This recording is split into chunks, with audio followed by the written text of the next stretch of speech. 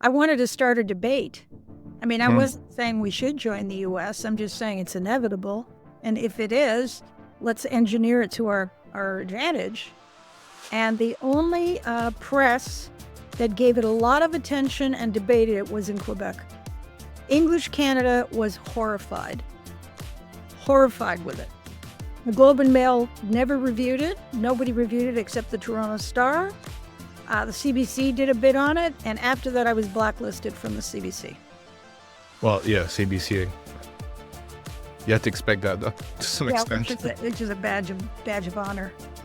I know in Quebec, at least, after the article I published on the topic, a few weeks before Trump said it, which is kind of ironic, the reaction I got, I thought would be negative, and it's quite the opposite. There's surprisingly a lot of people here, French-speaking people too, that would be quite open to the idea.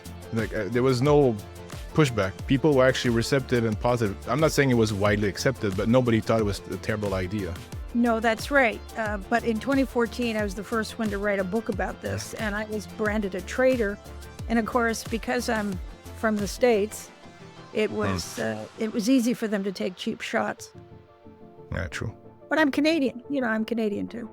Welcome to the Next Decade podcast, where we discuss the issues and debates that will shape the coming years in the fields of politics, geopolitics, economics, and technology.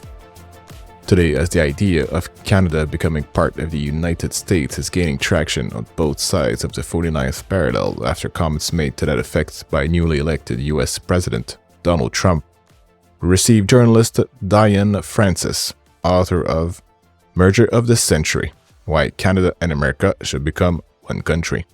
First and foremost, Diane Francis, welcome. Thank you for having me. A pleasure.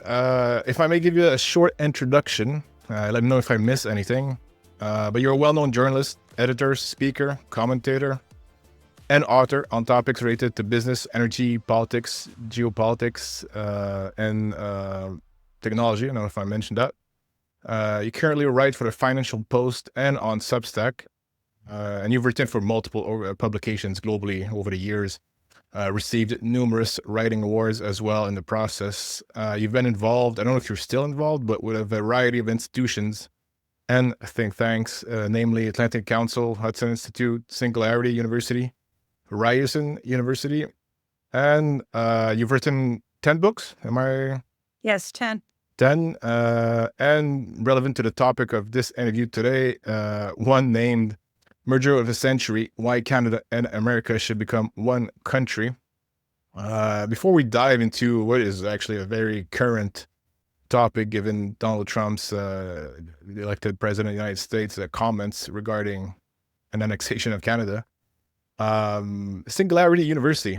I know what it is, but I think a lot of people don't know what it is.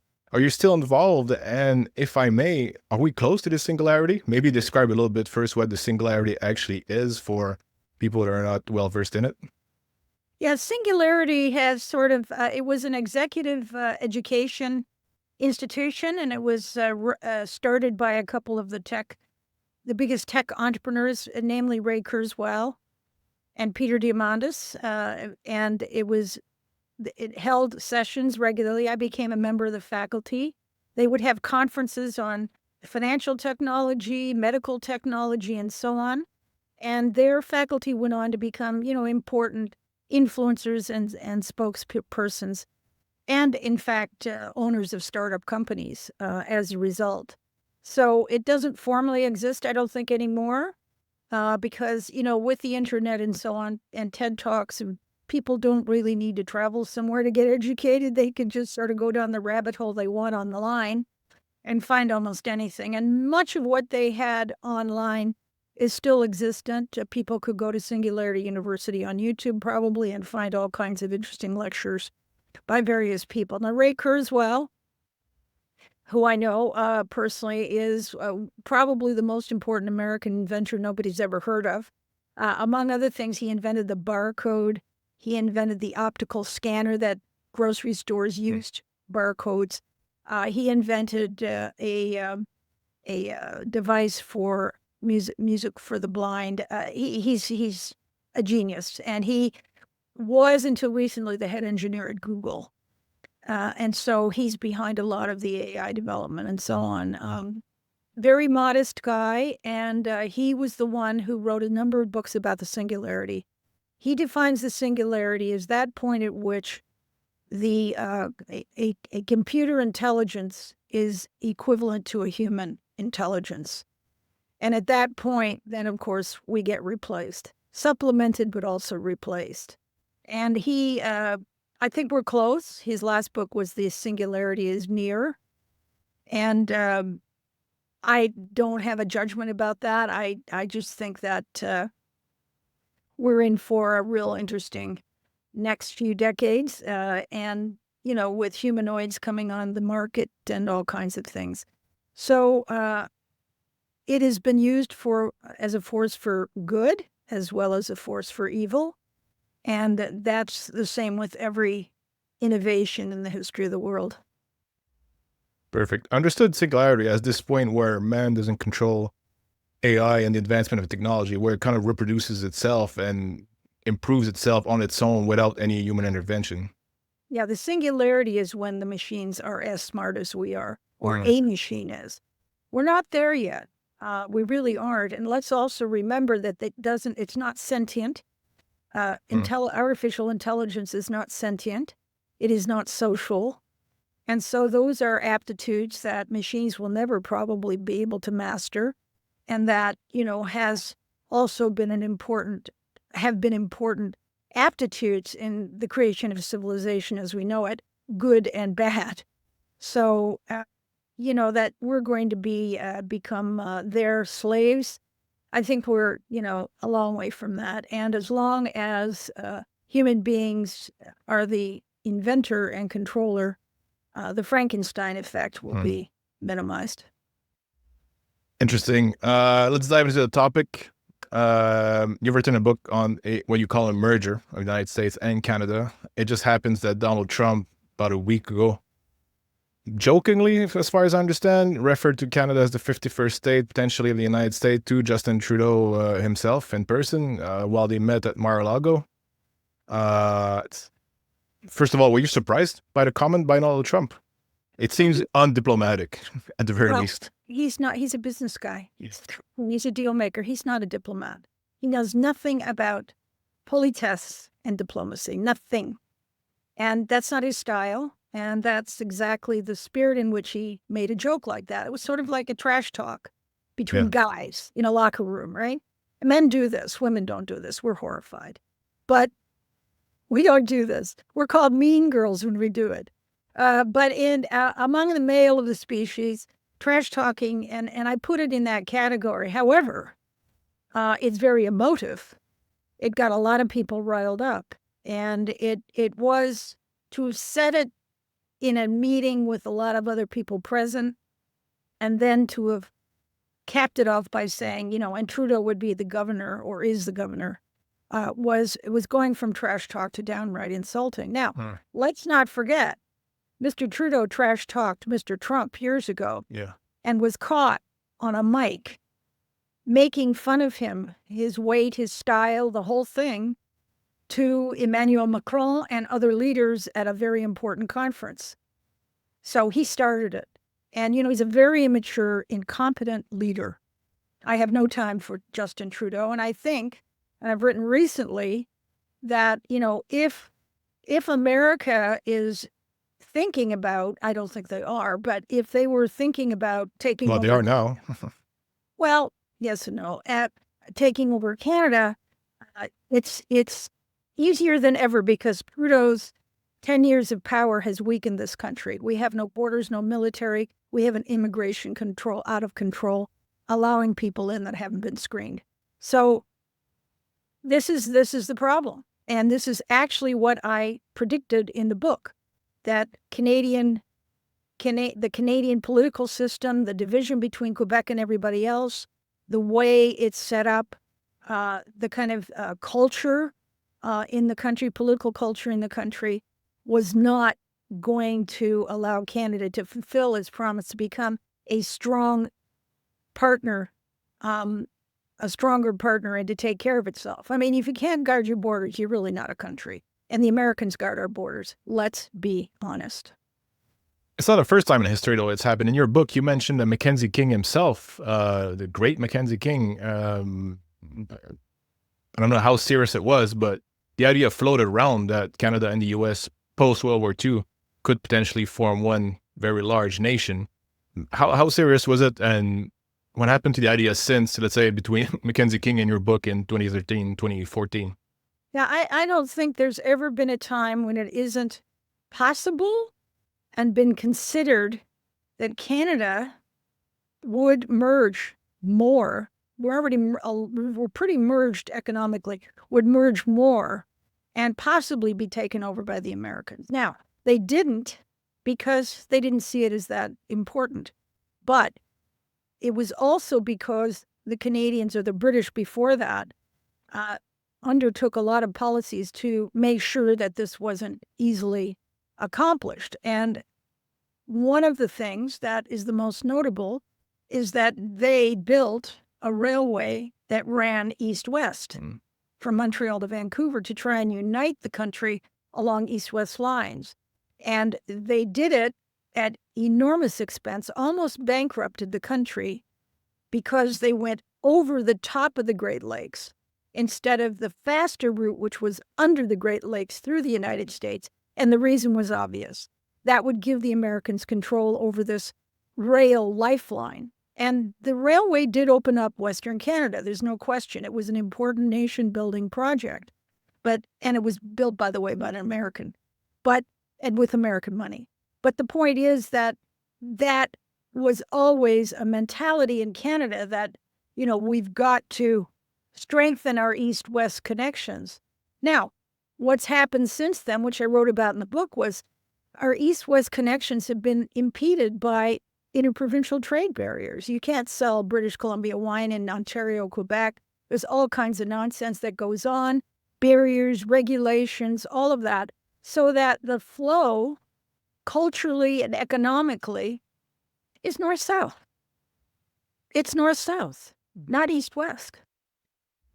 So that is your big problem, challenge, issue, whatever you want to call it. But there you have it. And then we have a prime minister now that really doesn't think that there's a Canada. Well, when post-national Canada, according to Justin Trudeau. Yeah. I'm Very curious. Very insulting. Yeah. But I'm curious about Mackenzie King, because you write about him, and I wasn't fully I knew the idea was present in Canada's history, but apparently Mackenzie King was pretty serious. How serious was it at the time? Well, I think it was serious because let's look at it now. He was the wartime depression and the wartime minister. The depression hit Canada far more than it did even in the U.S., where it was disastrous. But Canada was an agricultural nation. The price of commodities were a nightmare. Everything had to be bailed out. We started the wheat board. We had to bail out the farmers. The whole thing was a nightmare. So Canada suffered a lot more after the First World War and then went into the Depression from the consequences of that war, which the British started. Okay?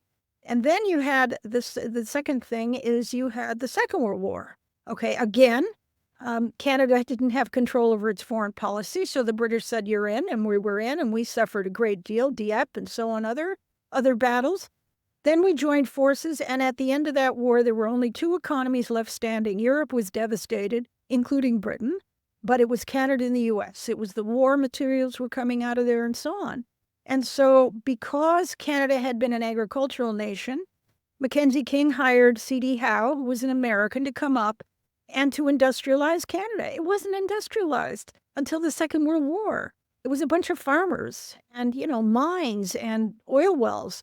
So they came up, and then, of course, he was an American. The industrial might and the money was invested by American companies. And that's where they were, not making Ford cars. They were making tanks and armored vehicles during the Second World War. So that became a big difference in terms of it. So I think Mackenzie King sat there and thought, well, gee, we got American know-how and American companies up here, and this is our economy is now really controlled by this. Maybe it would be a good idea to join. I think he was musing aloud. I don't think he attempted to make it happen. And it didn't have to happen. No, but history could have been different. But Well, now that the idea is in the news on every front page, so to speak, today with Donald Trump's comments, you do defend the idea in your book. Like, you argue in favor of a merger, what you call a merger. So, what would be the case? How would you defend that idea that Canada and the U.S. should merge? Well, I explained it in the book, and that was that it has to be initiated by the Canadians because they're the smaller partner. I mean, otherwise it's a takeover, and that's not a good thing, and it shouldn't happen. And it's, anti-democratic, blah, blah, blah, blah. But what I pointed out was that there are various gradations of unity, and the Europeans went through this. I mean, there's a lot of, look at Europe. I mean, you've got, dozens of countries that have been killing each other for centuries until the Second World War ended. I mean, really, and still are, Ukraine and Russia. So they were able to go from a Benelux situation where they had a customs union between some of the countries and the others joined, and that was just about trading certain commodities and items. And then they moved gradually into what they have now, which is the European Union, which includes, being able to cross borders and work in other countries and so on. Same currency? Yeah. It's taken a long time for that to happen, and it required the consent of people living in many, many countries. So that would be the way it's going. It would go if it's going to go. So Canadians just say, okay, pay us a big lump sum for our resources, give us all free health care for life and our grandchildren, and that's fine. So it would be more of a overarching political institution that would cover both countries, because I think most people, especially in Canada, see this as essentially Canada being absorbed into the U.S. and I guess every province becoming a state. But the way you see it is more of a North American political union, similar to the EU. It's not so much an annexation, I want to say. Yeah, an EU would be the desirable goal, and we kind of are heading toward that. I mean, Mexico has been the fly in the ointment. I think the Mexico should be excluded. I think this is a binational fit. I don't think it's a trinational fit. Until Mexico cleans up its cartels, it's a kleptocracy. It's a failed state. And the border is an enormous problem to the Americans, and I feel badly for them. But Mexico has no business in this, and it's used as a backdoor entry by the Chinese and automakers to get into the bigger market. So I would say set Mexico aside or leave it where it is, and then the U.S. and Canada could move toward the next stage would be a customs union, and that would mean you can't have Mexico in this, where and it already is happening, where you as a person or a cargo can land in Halifax or Vancouver, and you can go to any part of the U.S. or Canada you want. The border would be erased because you would have a accreditation. You would be checked out at the borders. The same would be that you arrive in Miami or in L.A., you could go to any part of Canada or the United States. So you have this customs union and free travel and so on. And then you have all kinds of different situations like labor union regulations. It's complicated, but so was the European Union.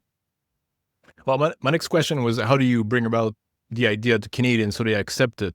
So based on what you just said, would it be a type of piecemeal approach where we go first customs free, or at least we remove the border, but from a commercial perspective, but both political entities survive as they are right now, or don't necessarily change anything about them?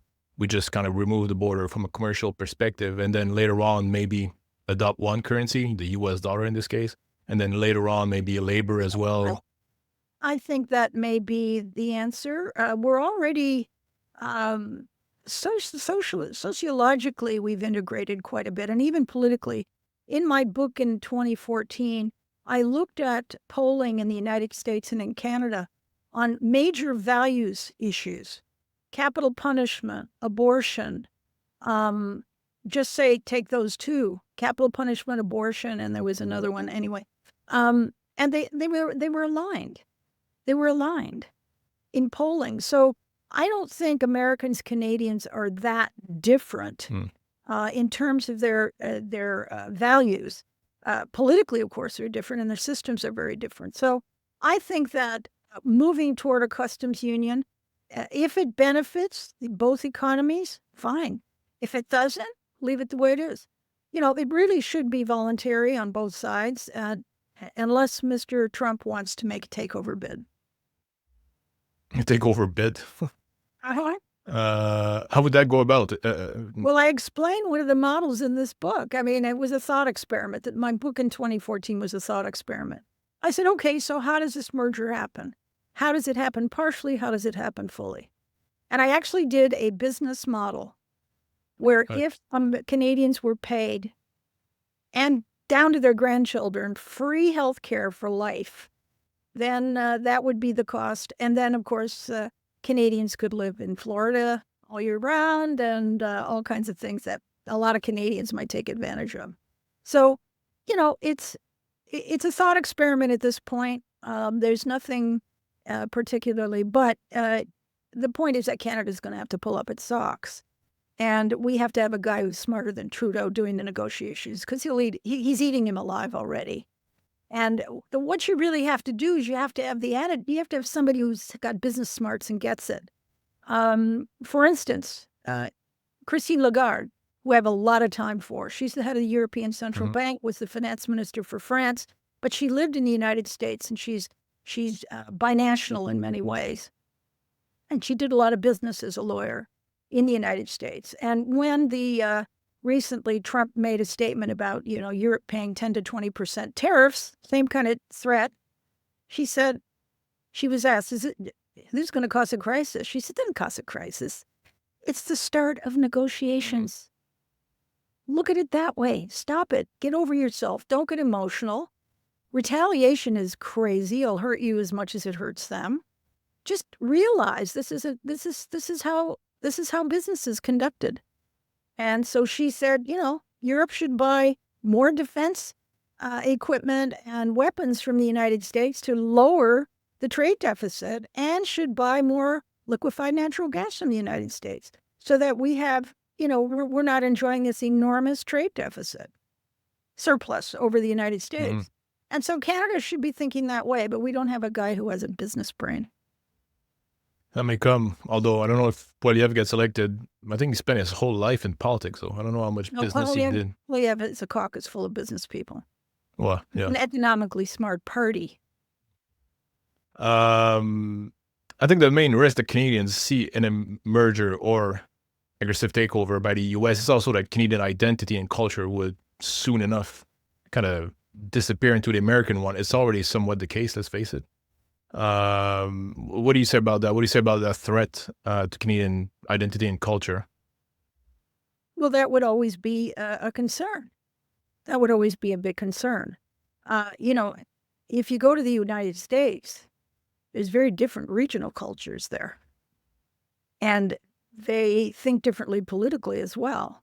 And yet there's space for them and room for them. It creates conflicts and tensions, but I don't see the difference. Obviously, the protection of the French language in Quebec wouldn't have to disappear, but it would greatly harm its economic future in a union, as it does in Canada. Yeah, I guess that would be part of negotiations. You mentioned also... You don't have to negotiate away your culture. I know, but I mean certain linguistic laws here. If you do a customs union, it's about business. Yeah. But it's kind of funny that this was never presented to Canadians as a customs union. As far as I know, like we talk about NAFTA, obviously, but we've never, every time we talk about, when we talk about it, U.S.-Canada merger, we talk about Canada disappearing to the U.S., but I find it odd that no one proposed a sort of, like we talked about earlier, EU-like North American Union in terms of customs. That's what my book was about. Nobody read my book, who should have. It was about that. How do you do it? By degree? How do you do it in whatever way you want to do it? It's whatever you want to do. You do a negotiation. Big deal. It's not rocket science. And it gets, if people don't read the book, and I go into all aspects, the good and bad of all the aspects and the various gradations that go toward these kinds. But, Africans, countries have trade areas that are more intense than the U.S. and Canada do. And the NAFTA thing got all messed up when Mexico joined. Oh, really? Mexico? Absolutely. Ah. I think it was fine the way it was and all of that, but the Mexican thing has really complicated everything. All right. Well, I guess Canada and U.S. wanted Mexico for the cheap labor, so they could manufacture things down there and then import it at relatively cheap prices. As far as I understand, that's what it was.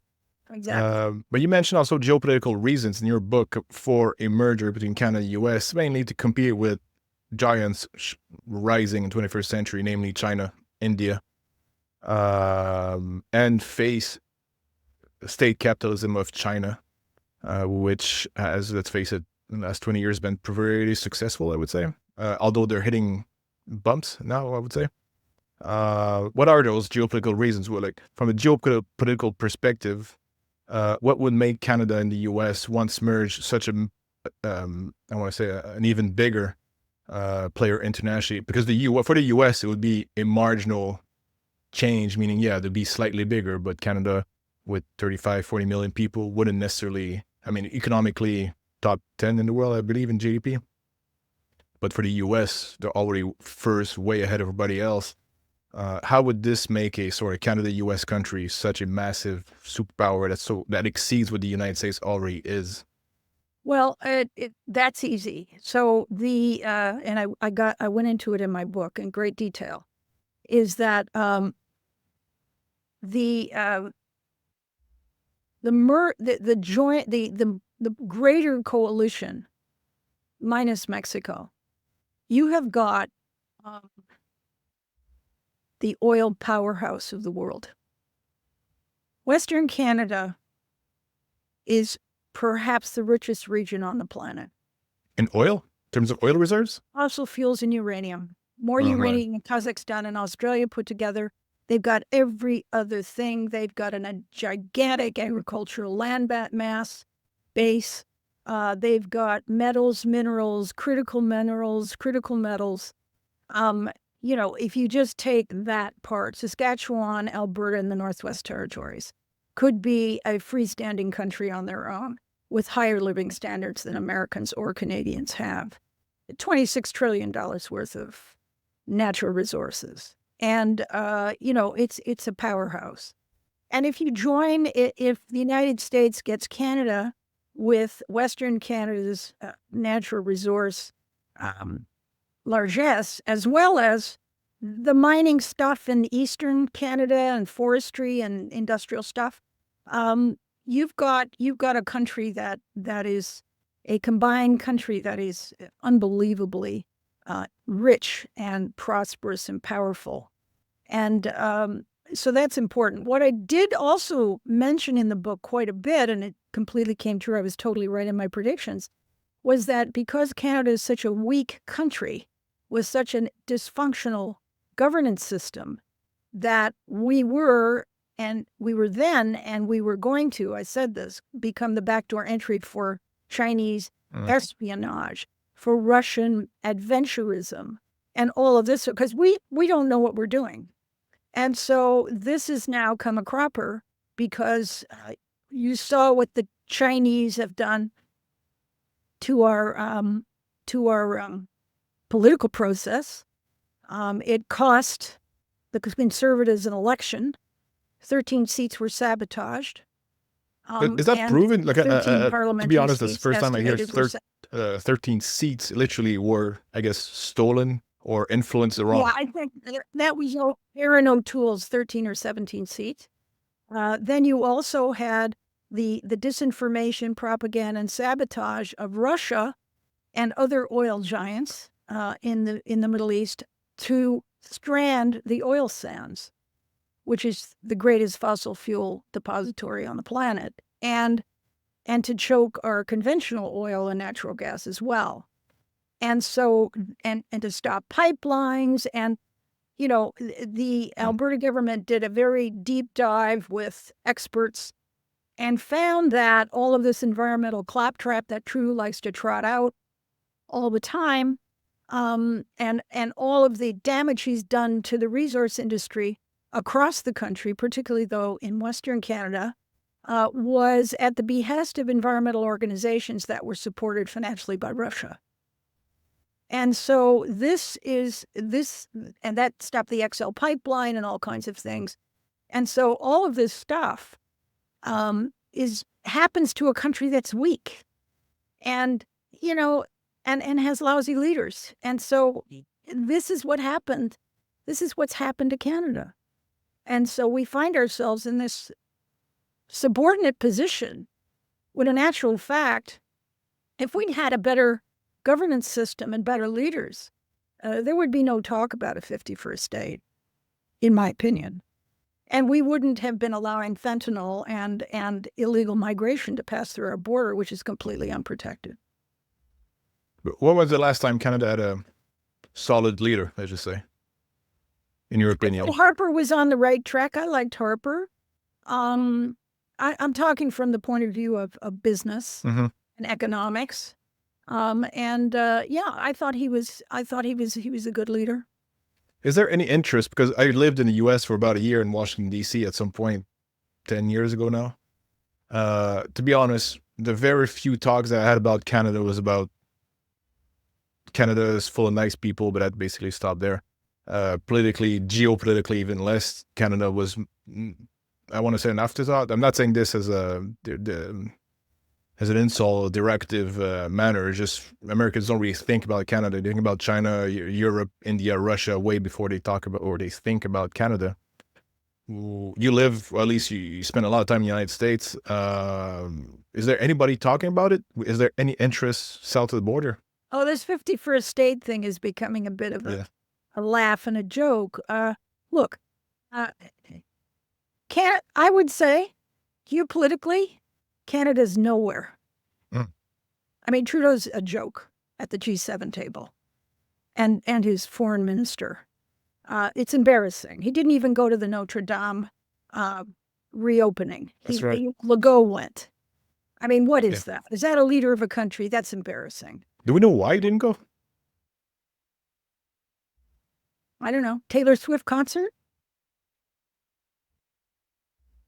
So what I'm saying is we have an immature person. So that aside, you've got a situation. But I would say that our best, ironically, Canada's number one geopolitical asset is how much Americans like us.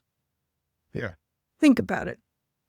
Because if they hadn't liked us, we wouldn't be a country now. Because they've always been bigger and more powerful. But instead, they like us, we're nice, we don't do them harm, they don't do us harm. I think that's something you can build on, and I think that's very important. I don't think that's anything to be ashamed of. I think that's something to be proud of.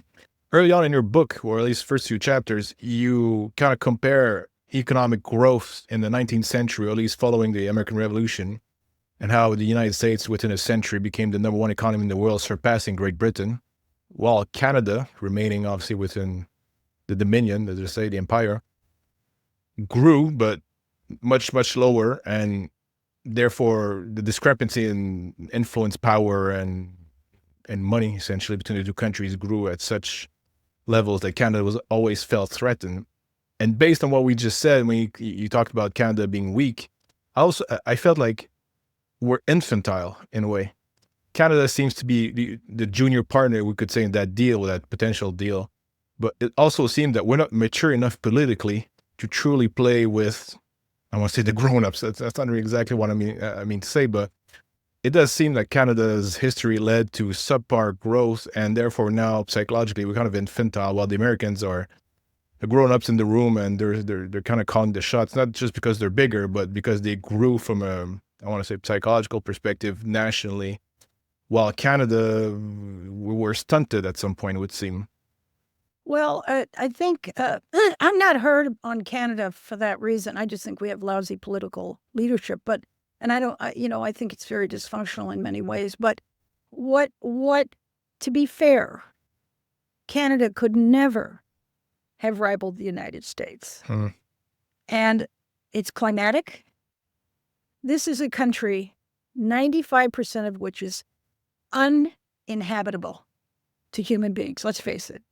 It's cold. It's remote. There's nothing up there. There's this and that here and there.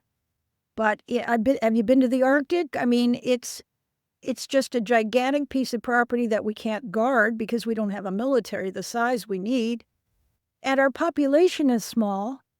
Number one, because of the attraction to the United States, which was always bigger and more prosperous and needed people. I mean, in the 20th century, I think I've got the figures right, as many Canadians immigrated to the United States as there were Canadians at the beginning of that century. In other words, we lost our entire population to Quebecers left. They had too many kids and not enough farmland, and so they all went to New England to work in shoe factories. And so French-Canadian surnames are among the most common names in Boston, right, in province. So this is what happened. And this is just the way it is. This is what Austria has to live with next to Germany. This is what New Zealand has to live with beside Australia. These are the big, giant powerhouses. And that's just the way it is. And it's not. And then of course the climate is so hostile that, Canada has been described as a horizontal Chile of 9 cities, all within 200 miles of the U.S. border, because it's where it's warmest. So, and it's where the action is too. So, it's just the nature of the geography. We are blessed and cursed by our geography. Yeah, absolutely. There are a few graphs actually floating around right now on the internet and various analyses about Canada's downturn, I will say, economically in terms of production, GDP per citizen, per capita. That steep decline since, you mentioned it, Trudeau took over essentially 10 years ago, compared to the Americans where it kept going up, while in Canada now it's actually objectively going down. So that means per capita, the GDP is declining for the first time, I want to say almost ever, like for at least a century or something. Is Canada doomed to economic subpar performance if we don't go forward with some sort of merger as you propose, even if it's just a customs type alliance with the United States? Are we doomed to subpar economic performance? Well, forming a customs union could be even worse if we don't have our act together. First of all, we got to get this government off our back. We need a business smart federal system, and I think the provinces do pretty well. We've got some good leadership in our provinces, but the Fed's a joke. And I think that, the taxes are far too high. That has to be cut. They want to fix everybody's teeth now. I mean, come on. We can't afford it. And they just opened the floodgates to immigration, and Vancouver and Toronto have enormous problems now with 2.2 million unaccounted for migrants who came in on student visas that are now lapsed, and now they're stealing cars or doing whatever they need to do to stay, and they haven't gone home, and they're not getting deported. I mean, this is a government that's just not in control and doesn't even know it is in control. You get the act together, you get it fixed, and Canada will be able to hold its head high and will be in good shape, and a customs union, and it will prosper from our customs union. But a customs union and erasing the border right now will make it worse. I think everybody will flee to the U.S. Everybody with a bit of sense, I guess. I mean, do you want to live in the U.S.? I mean, I live there. I wouldn't mind. I wouldn't want to live in the U.S. Only certain places in the U.S. I find their politics annoying, and it's very complicated. And they have more social problems than Canadians. Yes.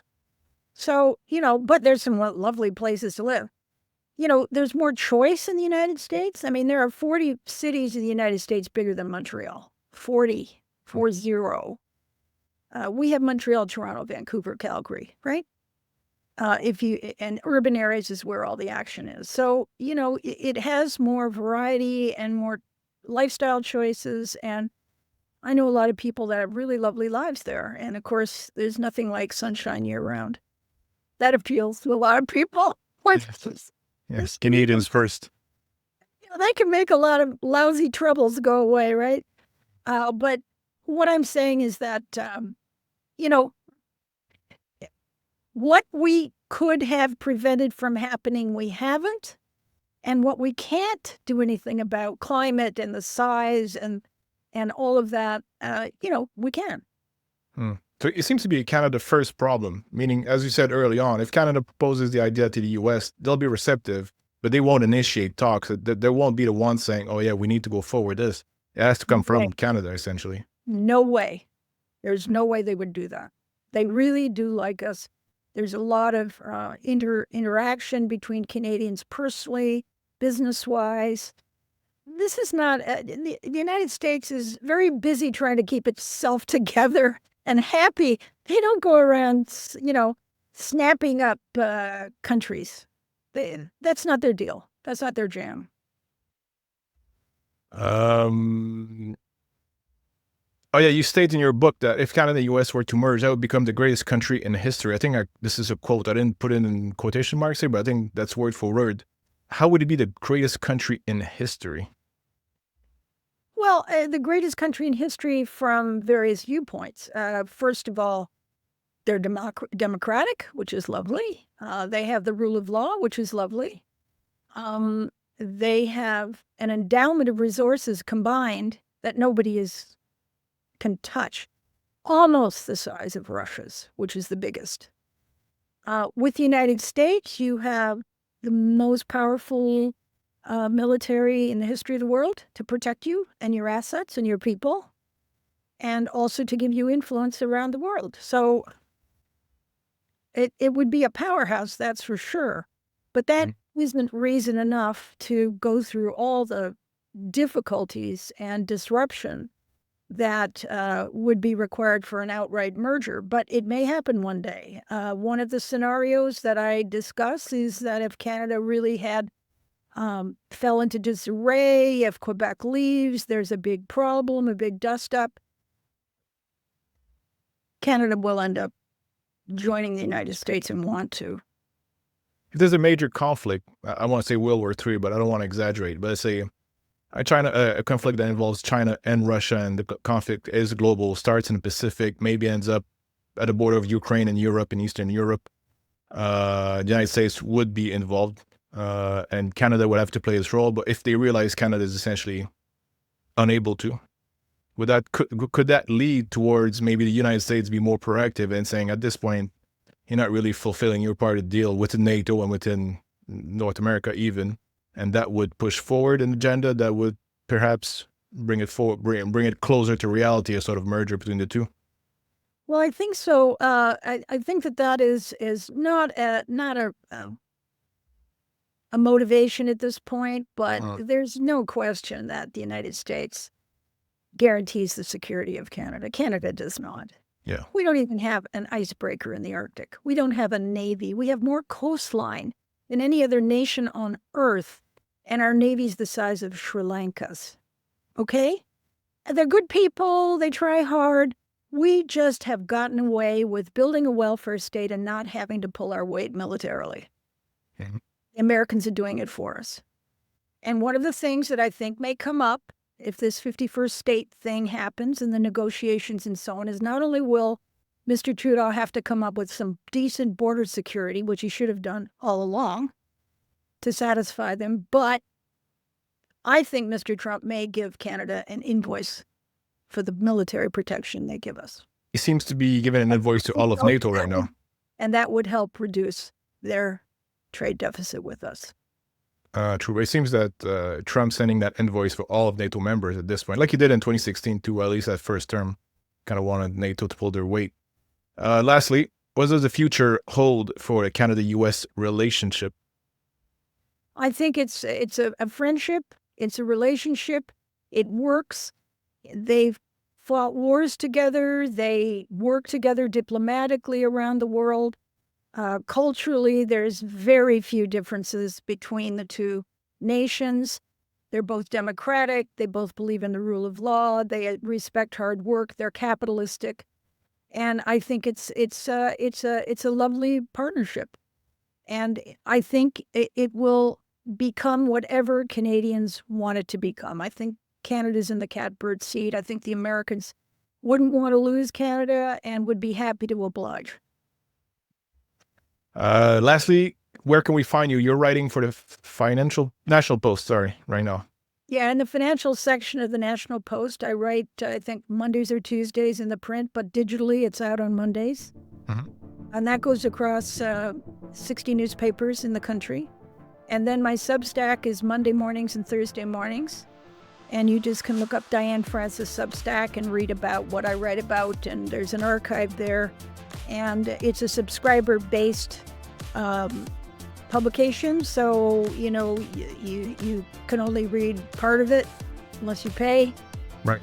They have thousands of paying customers. It is an incredibly lucrative publishing tech platform, and more writers like myself are using it. And not everybody can prosper with it, but as they say now, I think according to their statistics, my columns about geopolitics are read in 108 countries around the world. I've never had an audience like that.